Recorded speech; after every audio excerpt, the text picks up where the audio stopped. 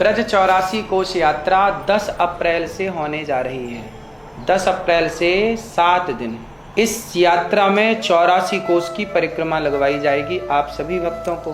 कहते हैं कि जो 84 कोश की यात्रा कर लेता है उसे 84 लाख योनियों से मुक्ति मिल जाती है। तो भगवान श्री कृष्ण से यशोदा मैया और नंद बाबा ने कहा कि लाला हमें भी चारों धाम की यात्रा कराए दे लाला, तू बेटा है, तेरे जैसे बेटे को पाए के हम चारों धाम कर लें। तब भगवान श्री कृष्ण बोले मैया तू बूढ़ी है गई है, बाबा आप बूढ़े है गए, अब बुढ़ापे में चारों धाम कहाँ कहाँ करवे जाएंगे, तो मैं ब्रज मंडल में ही चारों धाम को बुलाए दे रहा हूँ आपके लिए। तब भगवान श्री कृष्ण ने चारों धाम की स्थापना ब्रज मंडल में की। तो कहते हैं कि छोटे बड़े जो तीर्थ हैं जहाँ शायद आप जा पाए ना जा पाए, पर सभी छोटे बड़े तीर्थों का भगवान श्री कृष्ण ने इस ब्रज 84 कोश में स्थापित कर दिया यहाँ वहाँ। तो कहते हैं जो पूरी 84 कोश की यात्रा कर लेता है उसे पूरे धरती के तीर्थों की यात्रा का, धरती के समस्त तीर्थों की परिक्रमा का फल उसे प्राप्त हो जाता है।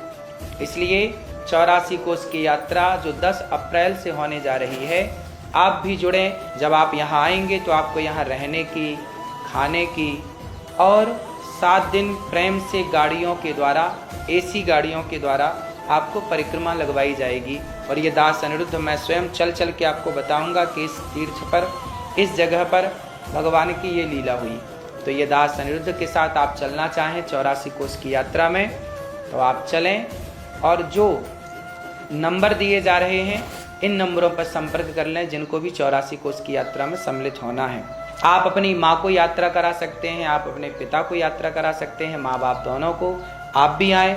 और गौरी गोपाल वृद्धाश्रम में जो वृद्ध माएँ रहती हैं वो वृद्ध माएँ भी उस यात्रा में जाना चाहती हैं, तो आप किसी एक माँ को अपनी ओर से तीर्थ यात्रा करा सकते हैं कि भाई 84 कोश की यात्रा एक वृद्ध माँ को मैं कराऊंगा अपने सहयोग से, अपने खर्चे से। तो आप किसी एक वृद्ध माँ को यात्रा भी करा सकते हैं, तीर्थ यात्रा।